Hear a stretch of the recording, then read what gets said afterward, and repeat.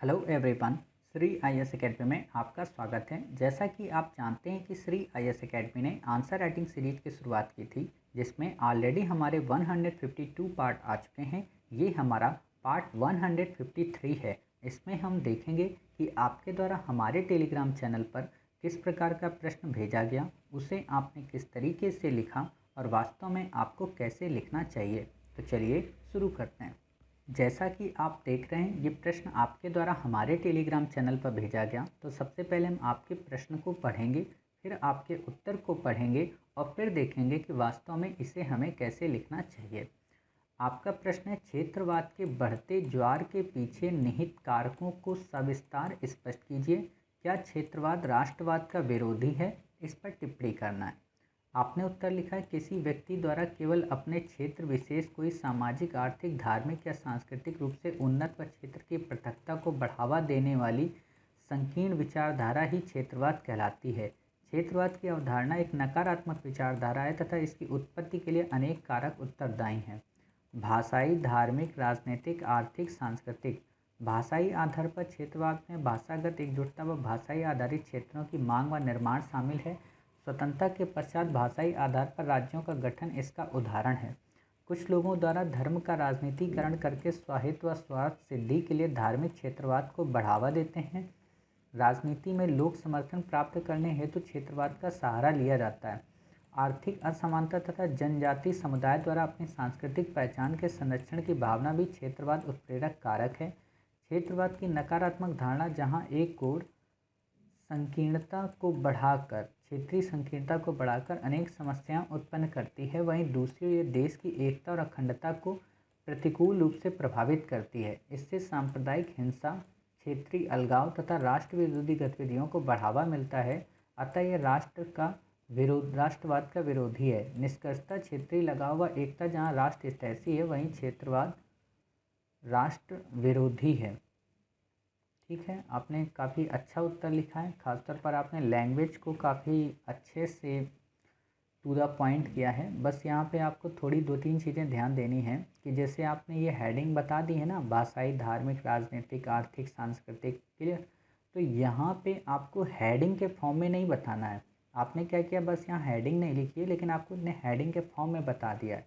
आप इसको पैरा के रूप में लिखें और इसको अंतर्ग्रंथित करके लिखें। अंतर्ग्रंथित का मतलब कि भाषाई आधार पर क्षेत्रवाद में भाषागत एकजुटता व भाषाई आधारित क्षेत्रों की मांग व निर्माण को शामिल किया जाता है, तो वहीं धर्म के राजनीतिकरण करके स्वायत्त व स्वार्थ सिद्धि के लिए धार्मिक क्षेत्रवाद को बढ़ावा दिया जाता है। जैसा कि आज़ादी के बाद के कई सारे क्षेत्रों या राज्यों में हम देख सकते हैं। ऐसे ही आपको लिखना है कि मतलब ये सारे के सारे एक साथ मिक्सअप लगें, मतलब ये ना लगे कि आपने इनको विखंडित होकर लिख दिया।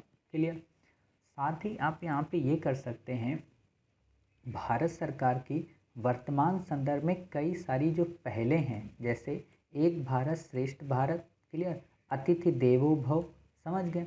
इन यहाँ तक कि टूरिज़्म जो सर्किट हैं, आप इन सब का इसमें उपयोग कर सकते हो। आप पर्यटन पर्व का इसमें जिक्र कर सकते हो, आप इसमें भारत पर्व का जिक्र कर सकते हो। ये सारी चीज़ें जब आप करोगे ना, तो आपका उत्तर मौलिक के साथ साथ करंट अफेयर से जुड़ जाएगा। अभी आपने जो ये उत्तर लिखा है, ये मौलिक कम है, ये पुस्तकी ज़्यादा है। मतलब किसी व्यक्ति के ब्लॉग पर आधारित ये उत्तर लिख दिया गया, या फिर आप कह सकते हो कि किसी का आर्टिकल है उसको आपने लिख दिया। समझ रहे? कहने का मतलब कि आपको अपना उत्तर जब यूपीएससी में लिखना होता है, तो वहाँ पर आपसे डिमांड हो जाती है कि आप अपने उत्तर को ब्लॉक से हटकर, एसी से हटाकर, करंट से अपडेट करते हुए लिखें। और ये जितने भी टॉपिक हैं सब करंट के अपडेट के टॉपिक हैं। इसीलिए जब हम अपनी 30 जून 2021 से जब जीएस के लिए टेस्ट सीरीज शुरू करेंगे, हिस्ट्री ऑप्शनल मेंस के लिए, तो वहाँ पर हम आपको ये सारे टॉपिक इंडिपेंडेंट रूप से पढ़ाएंगे। और हम आपको वहाँ पे लगभग इन्हीं टॉपिक को 2-2 घंटे, 3-3 घंटे में कवर कराएंगे। और क्षेत्रवाद को पढ़ाने में हम सभी लगभग पिछले 3 वर्षों में जो भी द हिंदू न्यूज़पेपर या कई सारे अदर आर्टिकल्स छपे थे, उन सबको समायोजित करेंगे। तब हम आपको बताएंगे कि वास्तव में क्षेत्रवाद है क्या, इसका बीजारोपण कब हुआ, भारत में कब इसका बीजारोपण हुआ, और भारत में वर्तमान संदर्भ में इसकी क्या स्थिति है और भारत सरकार को कैसे इन समस्याओं से टैकल करना है और कैसे टैकल कर रही है, तब आपका उत्तर और तब आपको इस विषय की व्यापकता में काफ़ी गहनता आएगी।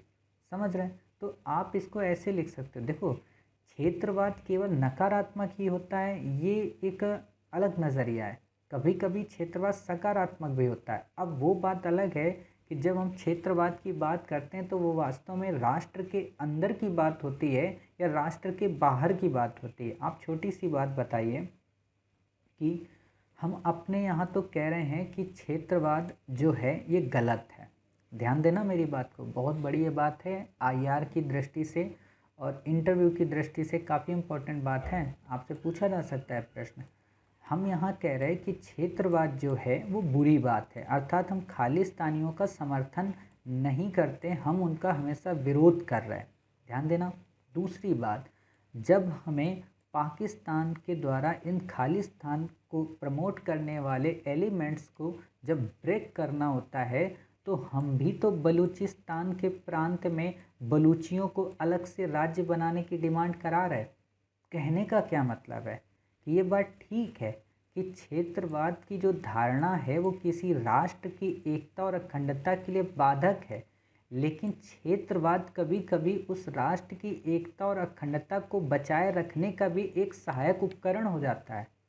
और ये हम खासतौर पर विदेश नीति के संबंध में काफ़ी अच्छे से अध्ययन कर सकते हैं। समझ रहे? तो आप जब ये पॉइंट बताओगे तो ये पॉइंट क्या होगा ना कि आपका हर व्यक्ति की कॉपी से काफ़ी अलग होगा, और जब ये पॉइंट आपका हर व्यक्ति की कॉपी से काफ़ी अलग होगा तो एग्जामिनर आपको 1 से 2 नंबर अतिरिक्त दे देगा। समझ गए? तो आपको ये चीज़ करें। दूसरी बात क्या है कि जब हम क्षेत्रवाद की बात करते हैं तो वास्तव में टोटली रूप से क्षेत्रवाद की संकल्पना को 4 भागों में बांटा जाता है। हम थोड़ा भी देखो आपको यहाँ बेसिक बता दे रहे हैं क्योंकि आपके मन में उत्सुकता ना रहे कि मास्टर 30 जून तक हम कैसे इंतज़ार कर सकते हैं, तो थोड़ा सा हम आपको बता दे रहे हैं ताकि आपको दिक्कत ना आए। तो वास्तव में क्षेत्रवाद की जब भी बात आती है, इंडिया के ही संदर्भ में नहीं पूरे वर्ल्ड के सिनेरियो में जब भी हम क्षेत्रवाद को देखते हैं तो 4 एलिमेंट ऐसे होते हैं जो क्षेत्रवाद को प्रमोट करते हैं। क्लियर? तो वो 4 एलिमेंट कौन से हैं? पहला तो एलिमेंट ये होता है कि किसी भी संघ से, मतलब कोई संघ बनाया गया है, उस संघ से अगर वो स्टेट या वो टेरिटरी अपने संबंध को विच्छेद करने की मांग करे, मतलब कि अब हम आपके साथ नहीं रहना चाहते, ये क्षेत्रवाद हो गया। जैसे United states of America 51 states हैं, वहाँ पे अगर वो ये कह दें कि हम भाई साहब अब आपके साथ नहीं रहेंगे, जैसे आपने करंट की सिचुएशन देखी होगी लास्ट ईयर में पेंडेमिक के टाइम पीरियड पे डोनाल्ड ट्रंप की बात को जब न्यूयॉर्क स्टेट्स ने मानने से मना कर दिया था, तो ये उठ कर आया कि कहीं ना कहीं ये क्षेत्रवाद का एलिमेंट हावी हो रहा है। क्लियर? तो एक आप ये समझ गए। दूसरा होता है कि एक निश्चित क्षेत्र को पृथक राज्य बनाने की मांग करना। मतलब क्या कि हम उस संघ से अलग नहीं होंगे, बट उस संघ में जो पहले छोटे छोटे क्षेत्र पहले जो बड़े बड़े क्षेत्र थे, उन बड़े क्षेत्रों में से हमें एक छोटा सा क्षेत्र अलग से दे दो। जैसे हमें गोरखालैंड दे दो, हमें पूर्वांचल दे दो, हमें मिथिलांचल दे दो, हमें हरित प्रदेश दे दो, हमें एक तरीके का पंजाब में छोटा सा एरिया खालिस्तान का दे दो। ये जो चीज़ें हैं ये हो गई हमारी दूसरे एलिमेंट के अंतर्गत कि राष्ट्र के अंदर रह कर ही। अब आप बताओ कि ये क्या है, राष्ट्र के अंदर ही रहकर, तो राष्ट्रवाद के लिए नुकसान कहाँ से हुआ? समझना, मतलब देखो होता क्या है कि किसी टॉपिक को जब हम पढ़ते हैं तो उस टॉपिक के प्रति हम इतना गहन नहीं हो पाते, इसलिए उस टॉपिक के प्रति हमें गहन बनना पड़ेगा और हमें सोचना पड़ेगा कि आखिरकार ये प्रश्न हमसे पूछा है क्यों। और जब आपसे इंटरव्यू में ऐसे प्रश्न पूछे जाते हैं तो सामान्य से सामान्य अभ्यर्थी इन प्रश्नों का उत्तर देते वक्त एक दिशी हो जाते हैं, मतलब एक ही दिशा में अपनी बात कर देते हैं। इसीलिए हम आप लोगों से कहते हैं कि आप एडिटोरियल्स को हमेशा पढ़ा करें। ये मत सोचा करें कि आज जो ये एडिटोरियल आया है तो कल तो हमने इसी टॉपिक पे पढ़ा ही था, क्योंकि जितने भी आर्टिकल्स आते हैं हर एक आर्टिकल्स में नए नए कॉन्सेप्ट्स होते हैं। और मैं आपको जो ये आइडिया बता रहा हूँ ये 2017 के जितने भी न्यूज़पेपर्स आए थे, खासतौर पर द हिंदू एडिटोरियल, उनका संक्षिप्त वर्जन आपको बता रहा हूँ, क्योंकि आपको पता होना चाहिए कि उस समय कर्नाटक राज्य की पृथक मांग चल रही थी। तो उस समय क्षेत्रवाद को लेकर काफ़ी सारे आर्टिकल आए थे। तो हालांकि हम आपको 30 जून को तो वो सारे कंपाइल कराएंगे ही, बट यहाँ पे हम आपको बेसिक बता दे रहे हैं। तो आपने ये 2 पॉइंट देख लिए, क्लियर। अब तीसरा पॉइंट इसी में एक आता है, वो क्या कि किसी क्षेत्र को पूर्ण राज्य का दर्जा देने की मांग। मान लीजिए अब हमने अभी क्या कहा, क्षेत्र से अलग होने की मांग। अब हमें क्षेत्र से अलग होना नहीं है, बल्कि हमारा वो पूरा का पूरा क्षेत्र ही आप उसे पूर्ण राज्य का दर्जा दे दो। जैसे दिल्ली को लेकर, दिल्ली को केंद्र शासित बनाया गया है, तो डिमांड क्या चल रही है कि पूर्ण राज्य का आप हमें दर्जा दे दो। समझ गए। चौथा पॉइंट हमारा आता है कि इंटरनेशनल इशूज़ पे अपने पक्ष में समाधान बनाने की मांग के द्वारा, जैसे नेचुरल रिसोर्सेज पर राइट को लेकर। आपने देखा होगा कि कई बार खालिस्तान की डिमांड होती है यूएन पे लेकर, यूएन में इस इशू को बात की जाती है।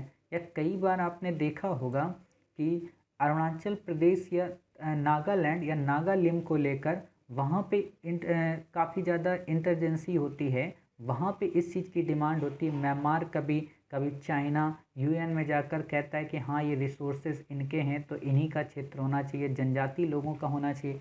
तो ऐसी जो डिमांड होती है ये भी एक क्षेत्रवाद की उपकारक है। क्लियर। तो आप ऐसे समझिए कि वास्तव में क्षेत्रवाद को 4 टाइप में हम बांट सकते हैं। तो जब हम क्षेत्रवाद को ऐसे 4 टाइप में बांटे तो आपको ये भी समझ में आ गया कि वास्तव में क्षेत्रवाद को लेकर जो राष्ट्रवाद की मुहिम चलती है वो पूरी तरह से एक पक्ष को दर्शा रही है, बल्कि इसके अन्य भी कई सारे पक्ष हैं, हम उनको लिखेंगे। और आपसे ध्यान दीजिए इस प्रश्न की टर्म को, क्या क्षेत्रवाद राष्ट्रवाद का विरोधी है। मतलब ये नहीं कह रहा कि क्षेत्रवाद राष्ट्रवाद का विरोधी ही है, ये कह रहा क्या है आपकी नज़र में, और है तो कितना। यानी कि एक तरीके से मूल्यांकन है अपने आप में इस प्रश्न का। तो आप समझ गए कि आपको इस प्रश्न के उत्तर को कैसे बताना है। साथ ही आप यहाँ पे एक काम और कर सकते हैं कि आप इसको करंट के अगर सिनेरियो में अगर चेक करें, तो आपने जो ये बताया ना अभी कि भाषाई, धार्मिक, राजनीतिक, आर्थिक और सांस्कृतिक, कुछ हद तक ये सारे पॉइंट ठीक हैं। इसमें आपको और इनका सब पॉइंट बताना है। सब पॉइंट कैसे, मतलब जब भी देखो कभी कभी क्या होता है ना कि जब हम क्षेत्रवाद के कारक बोलते हैं तो हम सोचते हैं कि हम बड़े पॉइंट लिख देंगे और हमारा उत्तर हो जाएगा। ऐसा ना किया करिए। इन क्षेत्रवाद को लेकर, भाषावाद को लेकर या राज्य की डिमांड को लेकर यहाँ पे आप बड़े पॉइंट की अपेक्षा छोटे छोटे पॉइंटों का उपयोग किया करें। जैसे धार्मिक में कई सारी चीज़ें आ जाती हैं, सांस्कृतिक में कई सारी चीज़ें आ जाती हैं, इकोनॉमी में कई सारी चीज़ें आ जाती हैं।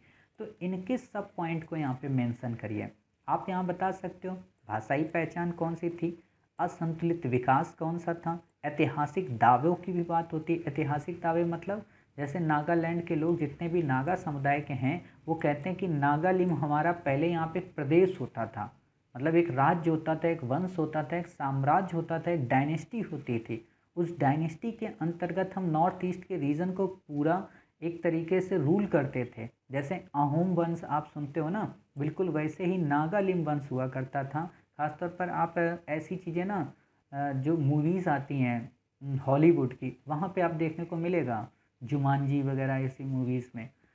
फिर आप यहाँ पे नजाती पहचान की बता सकते हो कि मतलब कुछ लोग अपनी पहचान के आधार पर अपने स्टेट की डिमांड करते हैं। लाइक बोडोलैंड, जो बोडोज़ हैं वो बोडोलैंड की डिमांड करते हैं। झारखंड में लोग, कई सारे ट्राइबल कम्युनिटियाँ वो अपने लिए अलग झारखंड की मांग करते हैं। क्लियर। आप धार्मिक पहचान बता सकते हो, बताया भी है आपने, जैसे खालिस्तान की डिमांड। और जब ये पॉइंट आप लिखते हो तो यहीं पे एग्जाम्पल डाल दो करंट। क्या होता है ना कि आप जब करंट के एग्जाम्पल नहीं डालते हो तो एग्जामिनर को लगता है कि अरे यार इसने तो कहीं से टीप दिया, इसको करंट से अपडेशन ही नहीं पता। भाषाई आधार पर आप आंध्र प्रदेश का नाम कर सकते हो, धार्मिक आधार पर खालिस्तान का कर सकते हो, पॉलिटिकल के रूप में दिल्ली को कर सकते हो, इकोनॉमी के रूप में कई सारे आप रीजन्स को बता सकते हो, बुंदेलखंड वगैरह को बता सकते हो, कल्चरल रीजन में आप बता सकते हो नॉर्थ ईस्ट के राज्यों को। तो इससे आपका आंसर काफ़ी अच्छा हो जाएगा। ऐसे तो अभी बस यही है ना कि आपने बेसिक नॉलेज दे दी ऊपर ऊपर की, हालांकि नंबर आपको मिल जाएगा, लेकिन वही है ना कि सामान्य अध्ययन में भी अगर आपको विशेषीकृत नंबर लाना है तो कुछ विशेष करके दिखाना पड़ेगा, और वो विशेष आप कीजिए। आप ये भी इसमें बता सकते हो कि स्थानीय व क्षेत्रीय राजनेता ये सब। अब जब आपने इतना सब बता दिया तो आप ये इसकी एक सीमा बता दो कि वर्तमान में करंट में जो क्षेत्रवाद उभर कर आया है, इस करंट में क्षेत्रवाद के लिए जो सबसे बड़ा मुख्य कारण है वो है रिसोर्सेज के अधिकारों को लेकर या डेवलपमेंट के इशू को लेकर। वहाँ पे आइडियोलॉजिकल इशू नहीं है। आज जो क्षेत्रवाद की डिमांड चलती इसलिए थोड़ा ना चलती कि उत्तर प्रदेश को आप 4 भागों में 3 भागों में बांट दो। इसलिए डिमांड चलती है क्योंकि डेवलपमेंट के रीज़न के हिसाब से तो सरकार डेवलपमेंट की अपॉर्चुनिटी को फुलफ़िल कर सकती है। सरकार ऑलरेडी कई सारी स्कीम्स के माध्यम से उनको फुलफ़िल कर रही है। तो आप ऐसे बताइए। क्लियर? तो क्या होगा कि राष्ट्रवाद का मुद्दा अपने आप पीछे हट जाएगा और एग्जामिनर को एक नई डायमेंशन मिल जाएगी कि हाँ अच्छा, क्षेत्रवाद को लेकर इकोनॉमिक इशू करंट में ज़्यादा उभर कर आ रहा है। अच्छा, आजकल क्षेत्रवाद को लेकर भाषाई उतना नहीं है, धार्मिक उतना नहीं है, राजनीतिक उतना नहीं है जितना इकोनॉमिक इशू है। तो इससे एग्जामिनर को एक नई डायमेंशन मिलेगी और आपको काफ़ी ज़्यादा अधिक अंक दे देगा। क्लियर? तो उम्मीद है आपको इस प्रश्न के उत्तर में काफ़ी सारी चीज़ें नई सीखने को मिली होंगी। साथ ही आपको क्षेत्रवाद का हमने थोड़ा सा 15 से 20 मिनट में बता दिया। बाकी हमने ऑलरेडी आपसे कह दिया है कि इसको हम काफ़ी डिटेल में पढ़ेंगे।